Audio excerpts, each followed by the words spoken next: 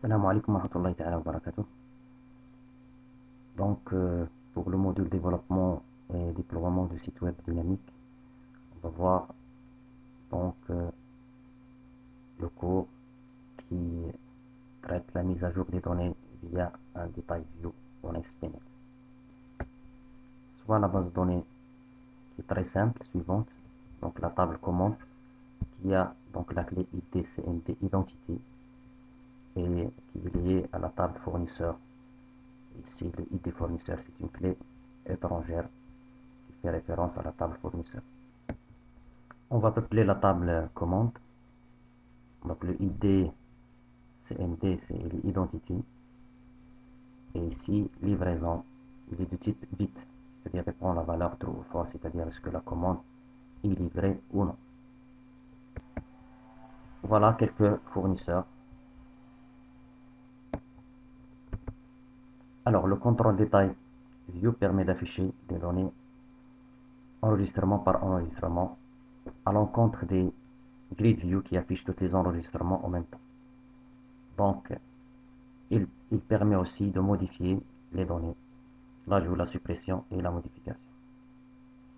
Alors, les travaux pratiques qu'on va faire aujourd'hui, on va utiliser donc le detail view. On va faire donc la liaison avec une source de données. On va activer l'ajout, la suppression et la modification. On va mettre en forme le detail view en utilisant le CSS, la template W3. Puis on va modifier la template de detail view pour modifier le contrôle lié au ID fournisseur par un drop-down list. Puis on va ajouter une fenêtre de confirmation avant la suppression et la modification. Et enfin on va ajouter donc les contrôles de validation. Sur Visual Studio, donc nouveau projet. Choisir le langage utilisé, c'est C#, partie web, Visual 2012. On peut choisir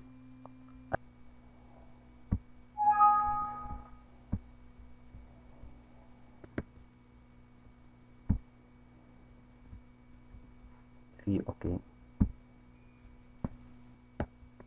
Sur le projet, ajouter forme.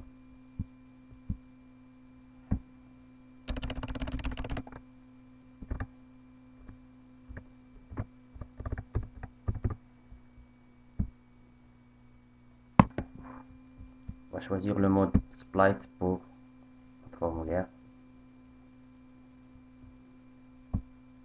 Puis on insère un détail.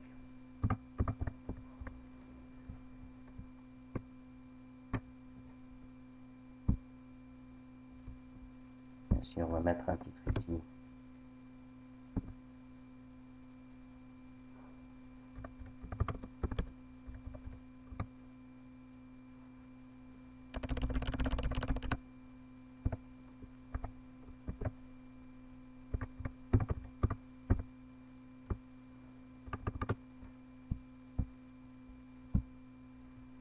Maintenant, on se positionne sur le détail view.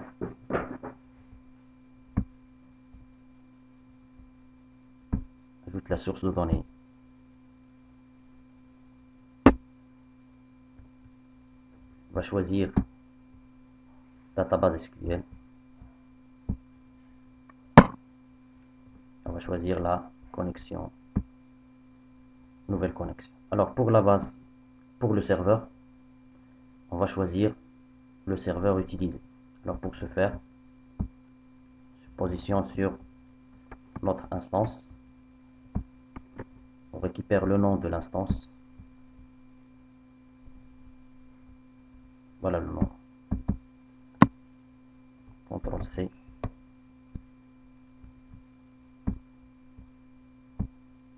Et je le colle. Et puis je vais choisir ma base de données. Je teste la connexion. OK. Donc ici, une chaîne de connexion, il est ajouté. Alors ici, il vous demande est-ce que vous voulez enregistrer cette chaîne de connexion. Je vais dire oui. Alors, cette chaîne de connexion, elle est enregistrée dans le web config. Donc il s'appelle base cours ASP2 connection string pour qu'on puisse l'utiliser pour les autres contrôles. Alors ici, donc next. Alors la source, ça sera donc la table commande. Je vais choisir toutes les colonnes, mais ne pas oublier ici Advanced pour générer automatiquement les commandes d'action insert, update et delete. Next, finish. Voilà.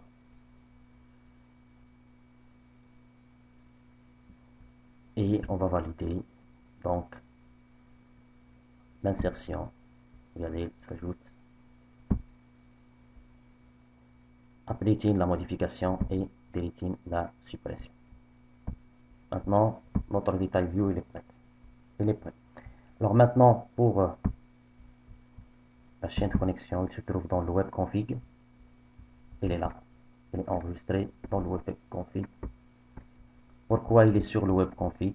Parce que si on déploie notre projet, on peut faire les modifications ici directement sur le fichier XML. Et voilà la connexion de string qu'on avait enregistré base cours de connection string.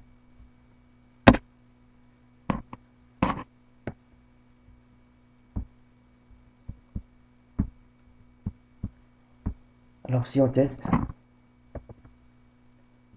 voilà notre detail view. Si on clique sur modifier, donc on peut faire la modification ici. Par exemple, fournisseur 12. On peut changer ici la date.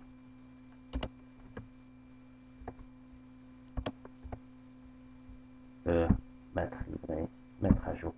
Et voilà, les modifications sont effectuées. Vous pouvez supprimer comme vous pouvez ajouter donc une nouvelle commande.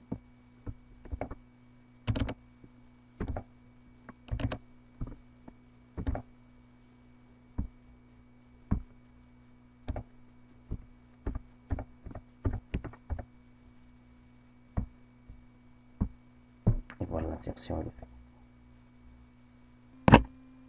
Alors le code source lié au detail view est là. Alors on a le detail view, le ID, puis Ranat server parce que c'est un contrôle serveur, les dimensions, autogenerate rows, on la met à part parce que on a déjà à l'intérieur les lignes sont générées.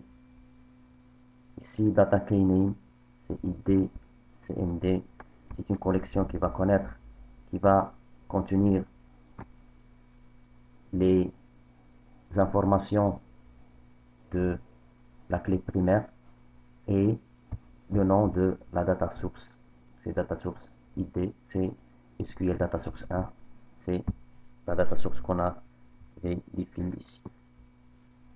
Alors pour la data source, ici vous allez voir qu'il est lié avec la connexion string qui se trouve dans le web config. Puis on a les différentes commandes. Ici les paramètres pour delete commande. Ici c'est delete paramètres, insert paramètres et update paramètres. Ici donc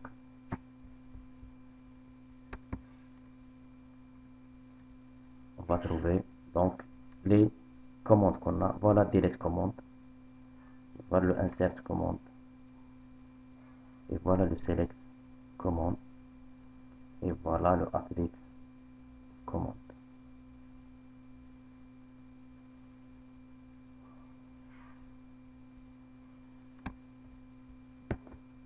Alors maintenant on va mettre en forme le detail view en utilisant le CSS avec la template W3. Alors pour télécharger le template dans w3.css, vous tapez download w3.css sur Google. Donc le premier lien c'est download w3 schools.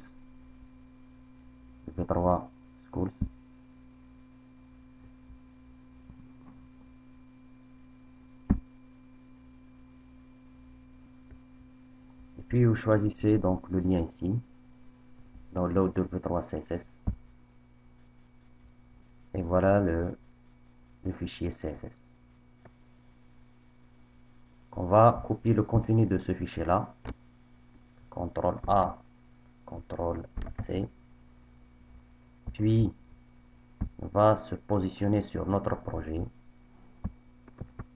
On va ajouter un fichier CSS, stylesheet CSS. Je vais le nommer w3.css.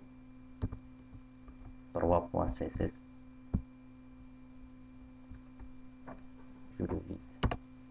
Et puis je colle ce contenu-là. CTRL V. Voilà. Donc le contenu il est là sur mon projet qui se trouve dans ce fichier-là.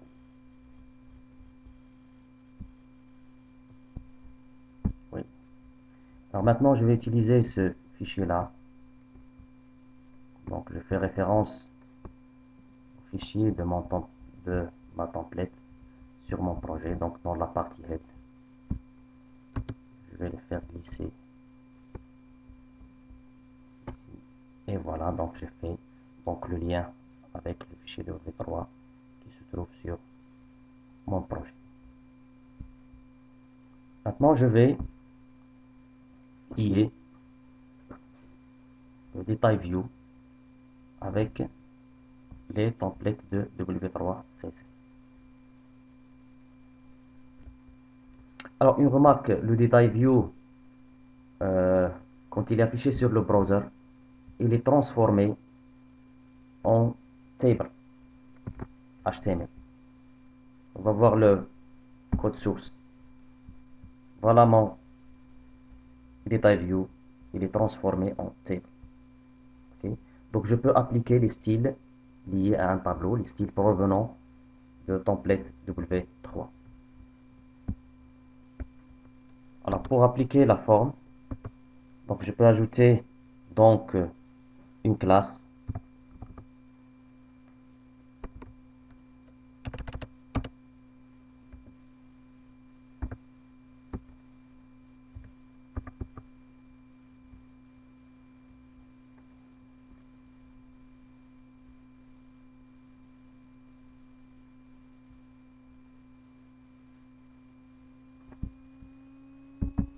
voilà, donc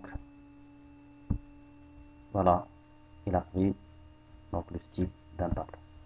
Alors pour le titre ici, donc je peux encore lui appliquer un style provenant de W3 CSS. Voilà, donc je vais mettre le H2 dans un div et je lui applique W3 panel puis W3 light blue. Pour le H2, je vais lui appliquer W3 text shadow et puis je vais voir donc l'apparence. Voilà le style provenant de W3, il est appliqué sur le titre.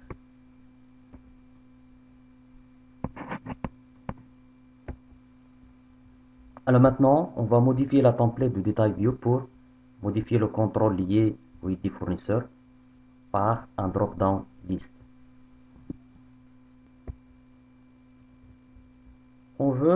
Si on veut faire une édition, une modification de la commande, sur Edit, au lieu de taper directement Edit fournisseur, j'affiche le nom de ID, le nom de fournisseur et la valeur de fournisseur, il est lié à la commande sélection. Donc il est plus commode et plus sécurisé. Update. Voilà donc l'objectif, on veut ajouter un drop-down list en mode Edit. Update. Voilà la modification. Alors pour ce faire, on va passer sur la modification des colonnes edit field, et je vais transformer la colonne ID fournisseur, je vais le convertir en une template field. Donc convertir this field into template field. Ok, c'est bien. Maintenant, on va éditer la template. Alors ici pour la template, le contrôle detail view contient plusieurs templates. Pour la colonne ID fournisseur, il y a le item template, c'est le mode item, c'est-à-dire si on affiche donc la commande en mode affichage. Alternating item, si vous voulez faire donc des mises en forme différentes entre ligne et la ligne suivante. Edit item, c'est là, c'est l'apparence de detail view quand on est en mode edit. Alors, en mode edit, alors si on passe pour voir, si on passe en mode edit, il s'affiche ici, on veut qu'il s'affiche le drop down list. Donc voilà le mode edit. Or, ici, le mode edit que j'ai ici, c'est un contrôle textbox. Donc je vais transformer ce contrôle textbox qui s'appelle textbox 1, je vais le transformer en drop-down list. Je vais supprimer ce contrôle textbox et je vais insérer à sa place un drop-down list.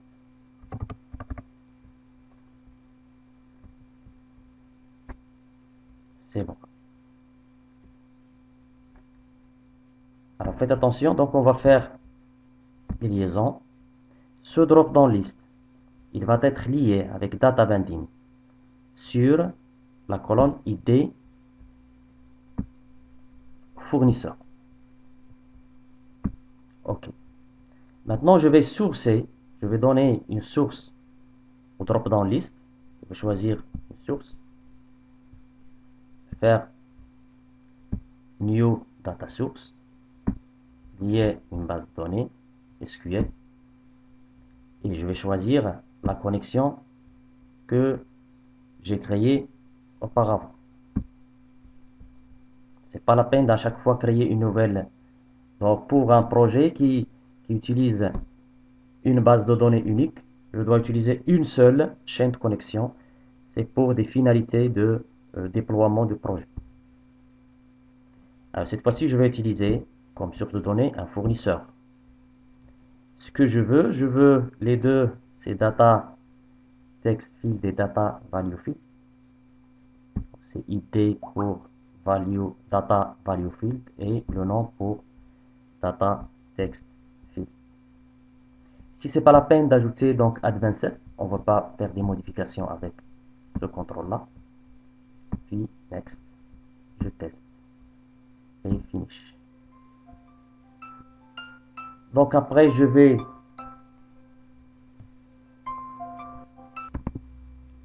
alors maintenant on va préciser select data field qui va être affiché pour l'utilisateur, donc c'est le nom. Et ici on va spécifier le ID fournisseur qui va être lié qui va être bandé au ID fournisseur qui se trouve dans la table commande. Voilà. Ok. Après, si on veut faire des modifications, c'est pas la peine de revoir la template. Toutes les informations sont ici. Voilà le drop-down. Je peux changer le nom, je peux changer tout, je peux appliquer des formats et ainsi de suite. Voilà la source de données, c'est data source 1. Donc data text field, c'est le nom, ce qui va être affiché. Data value field, c'est ID fournisseur. Selected value, il va être bandé à ID fournisseur de la table commande. Et voilà la data source 1. Voilà, il contient seulement la select command. Et après, je peux changer le mode d'affichage. Et voilà. Voilà, edit. Et voilà donc la formation.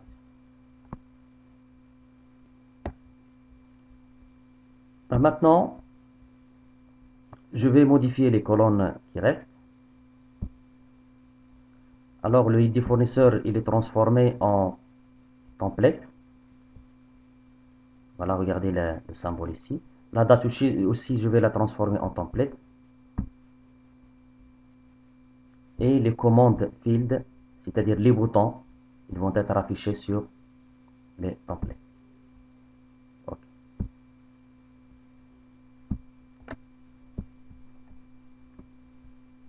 Alors il y a des transformations qui vont être affichées ici. Voilà les links. Maintenant, ils sont visibles. Ils sont ici sur le code. Je peux donc les personnaliser.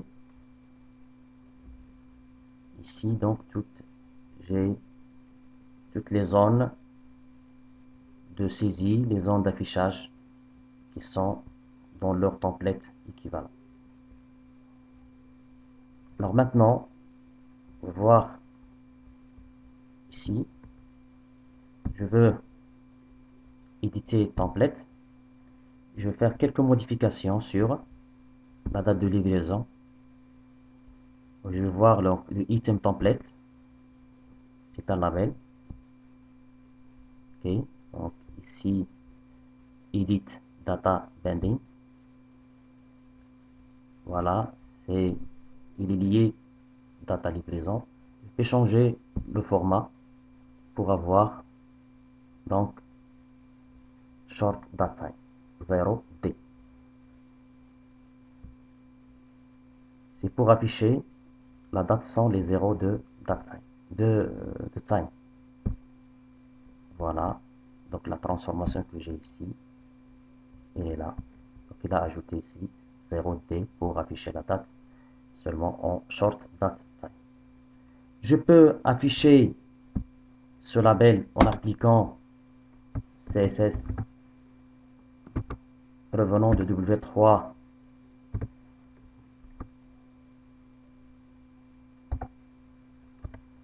label. Il va appliquer la mise en forme d'un label. Voilà.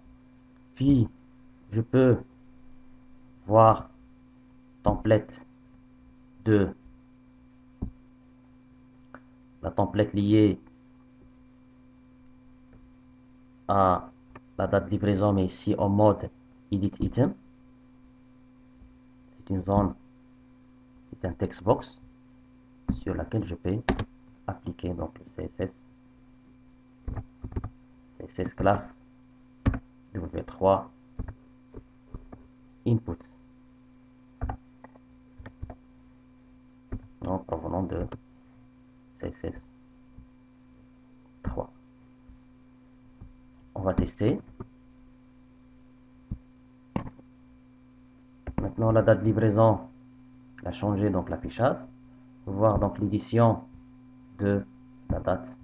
Voilà, donc il est de forme input et voilà le ID fournisseur drop down list. Je peux encore changer l'affichage de drop down list. Donc, maintenant, on va ajouter une fenêtre de confirmation avant la suppression et la modification. Alors, pour ce faire, tout d'abord, c'est quoi une fenêtre de confirmation? Si vous mettiez Edit et Update, c'est cette fenêtre qui s'affiche. Si je fais des modifications, par exemple ici, et je mets OK, les modifications vont être prises en charge. Si je mets annuler, il va annuler les modifications. Annuler. Si je modifie ça, je fais update et je fais OK. Voilà les modifications qui sont faites. Alors pour ce faire, vous devez vous positionner sur juste en haut de la fermeture de la balise body et vous allez ajouter le script JavaScript suivant qui contient les deux fonctions confirmation de suppression qui affiche donc la fenêtre modale confirme. Voulez-vous supprimer? Il retourne false si non, il retourne true si oui. Et ici, la fonction confirme mage. Voulez-vous bien enregistrer les modifications? Note ici, s'il a mis annulé, il va retourner false. S'il a mis oui, ok, c'est-à-dire il va retourner true. Maintenant, on va voir l'appel de ces deux fonctions. Alors maintenant, on va chercher le bouton d'édition. Donc, je vais éditer la template. Je vais chercher donc la colonne qui va contenir les boutons d'action. Donc, il n'a pas de nom et donc il lui donne field 4. Je vais chercher edit item template. Et voilà donc le link bouton qui fait la modification. Donc, command name c'est update. Cause validation true, c'est-à-dire que avant de faire un post-back, il doit tout d'abord faire la vérification est-ce que toutes les contenants sont valides. S'ils ne sont pas valides, il ne va pas faire donc un post-back et comme ça il va annuler l'update. Alors ici on veut que avant de faire un update, je vais donc la formule modale de confirmation qui s'affiche.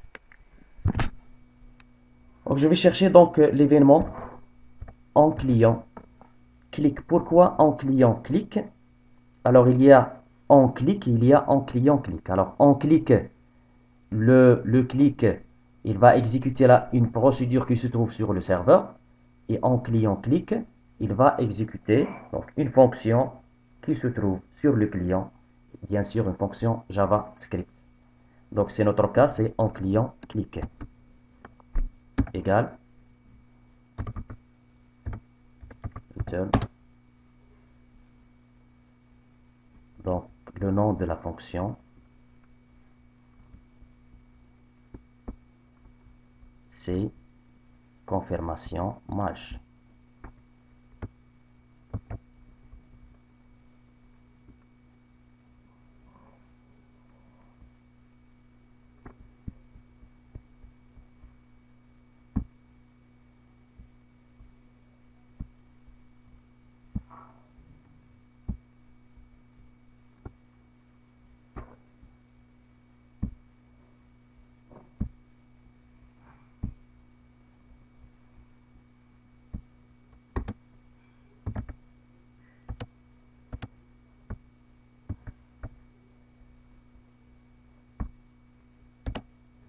Voilà.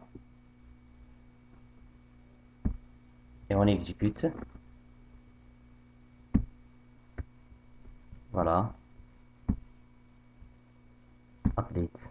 Et voilà. OK. Ou bien annulé. C'est bon. Maintenant, on va ajouter la fenêtre de confirmation pour la suppression. Donc, file 4, c'est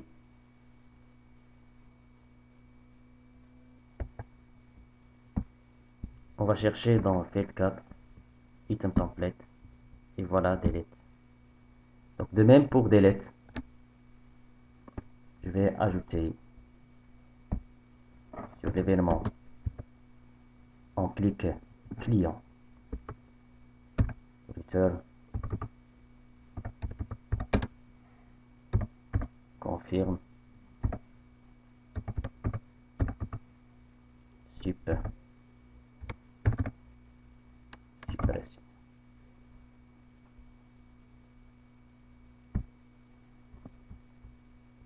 Donc c'est la fonction confirme sup. C'est ça. On teste. Donc c'est le vrai nom c'est confirmation sup et on vérifie, on va trouver donc le résultat. test.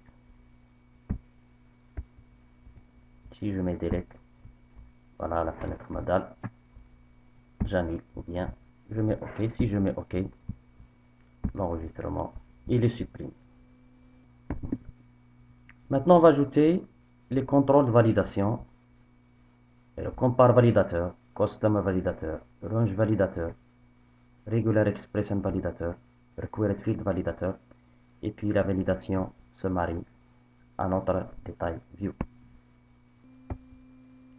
Alors, pour optimiser les allers-retours vers les serveurs, on ajoute à notre formulaire des contrôles de validation qui va contrôler les champs avant de faire des post-back.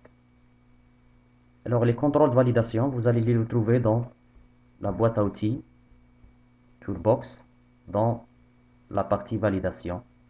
Et voilà donc les différents contrôles de validation. Alors, dans notre cas, on va appliquer la validation au moment de la modification de la date de livraison. Alors, pour ce faire, je vais éditer la template et je vais passer en mode edit de la date de livraison. C'est editing template. Voilà le contrôle qui est lié à la date de livraison. Donc je vais le contrôler avec un contrôle validateur. Alors tout d'abord, la date il doit être renseignée. Donc, je vais ajouter le query field validator. Je l'insère ici. Maintenant, je renseigne des informations de require field validator. Propriété.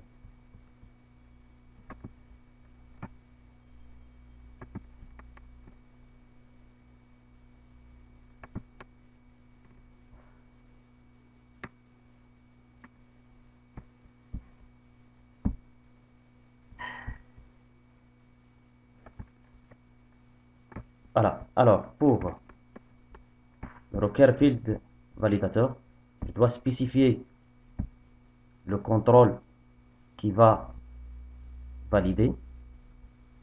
Contrôle to valider. C'est textbox 1 qui contient la date. Et puis, je vais spécifier le texte qui va être affiché à côté. C'est étoile.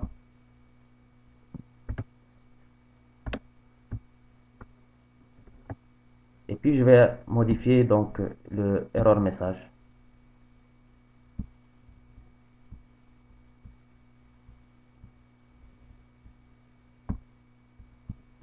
Error message.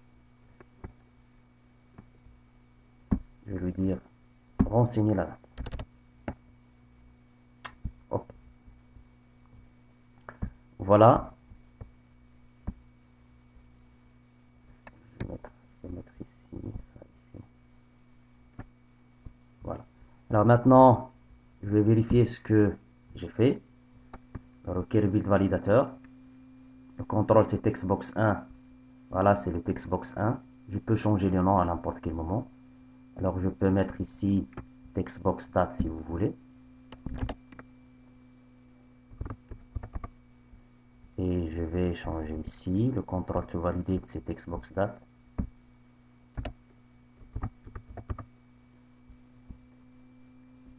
Voilà le message d'erreur et le texte qui va être affiché.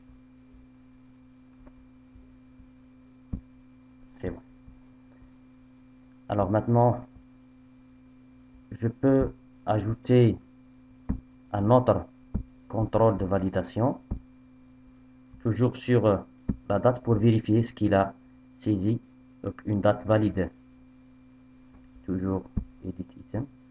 Voilà le contrôle, voilà le premier required field. Maintenant, je vais ajouter range validator. Range validator, je vais l'ajouter à côté. Propriété pour le range validateur. Alors, range validateur, control to validate, c'est, j'ai changé le nom, il est devenu donc textbox date. Le message, vérifier la date.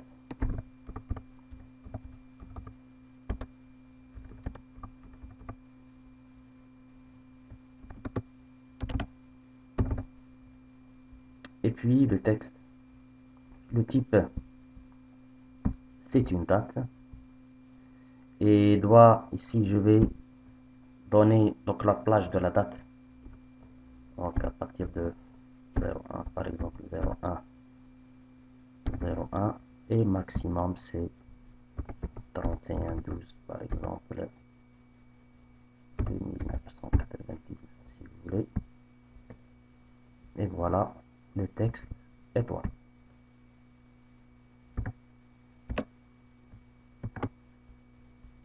Voilà, c'est bon. On teste. Mais avant de tester, donc je garde ça, un template, et je vais ajouter validation summary en bas.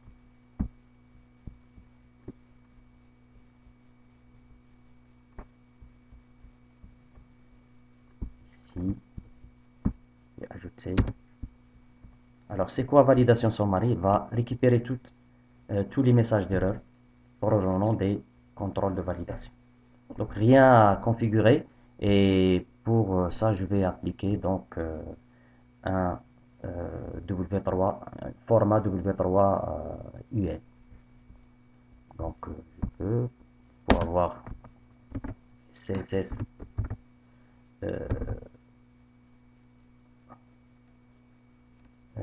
classe égale W3 UL. On exécute. Je vais tester. Ah, une erreur. Ah, j'ai fait une erreur sur le maximum. Value ne peut pas être. Voilà, j'ai changé le rôle. Je vais rectifier ça. Alors, pour ce faire, je vais passer template sur la date. Editing template. Donc, voilà voilà ici. Le minimum, j'ai changé le rôle ici. C'est ici que je dois mettre le 1-1.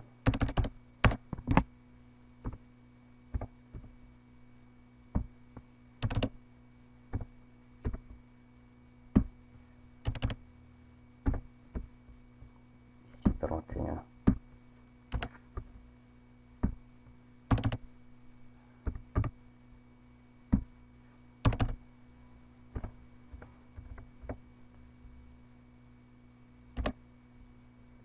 Ok, on teste. Edit. Voilà, donc la date. Si j'enlève la date, par exemple, une date qui n'est pas. Je peux encore changer le format ici de la date si vous voulez. Je vais mettre 34, une date fausse.